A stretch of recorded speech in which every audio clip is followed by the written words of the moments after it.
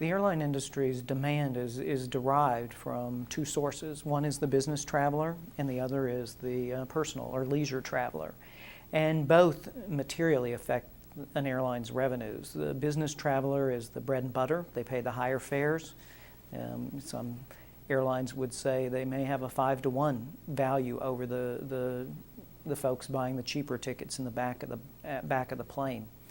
And so lack of consumer confidence, whether it comes from the business sector or the personal sector, materially affects an airline's revenue flows. And as you probably know, an airline's costs, a lot of them are fixed. The airplanes' costs, the airports, whether the planes are full or empty, much like a movie theater, they still go, and most of the costs continue. So the balance for an airline executive is having the right mix of business and leisure travelers and adjusting those fares to make sure they're maximizing the revenue of the aircraft. Well, unfortunately, I think it's going to be a while.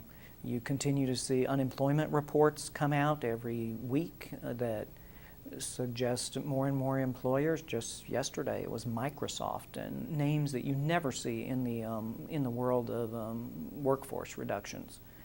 And that affects consumer confidence, whether they're going to the mall to buy a new suit or whether they're thinking about a ski trip next month.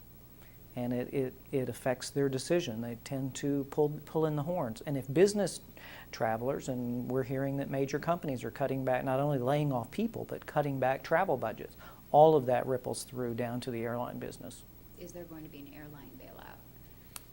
Well, as I mentioned on the panel, there has been. There was as a result of September 11th, which was largely viewed as certainly outside of the airline's control, and it was. It was a terrorist attack.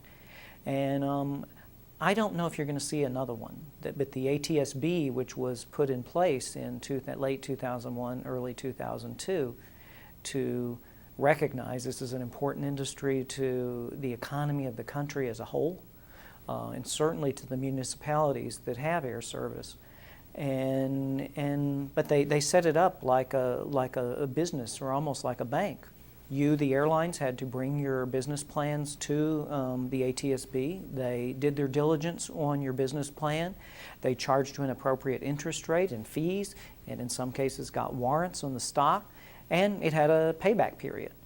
And they turned down some airlines. They turned down United Airlines, saying your business plan doesn't meet the ATSB standards.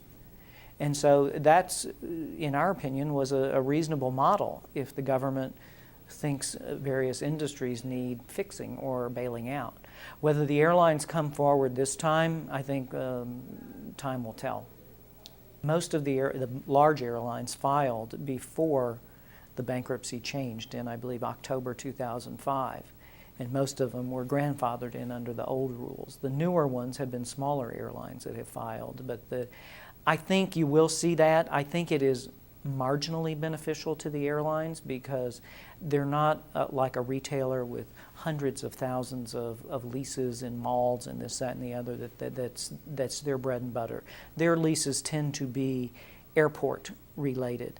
The leases of aircraft and equipment tends to be covered by other sections of the bankruptcy code, which have been stress tested and amended over the years many times. And I think the airline industry, with regard to their fleets and the bankruptcy code as it relates to their fleets, have largely settled in on something that works. Certainly all of the major airlines that went through bankruptcy in the last few years, whether it's United, Delta, U.S. Airways, Northwest, they came out and were able to attract the financing needed to come out with those in place. And the landlord issue, which is a big issue for a retailer, it's important because the airports are an important part of an airline's operation, but they're not as material as it would be to a retailer.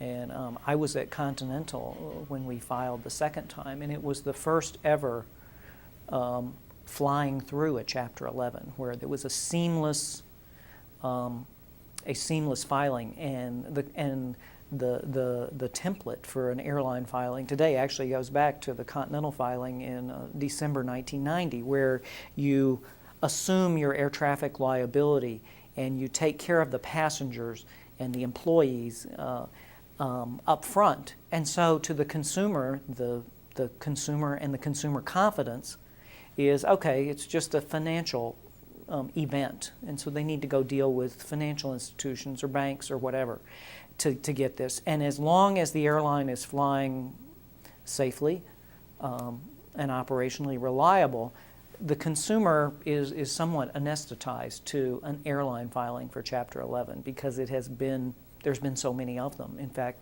every single major airline, with the exception of Southwest and American, at one time or another, has been through Chapter 11.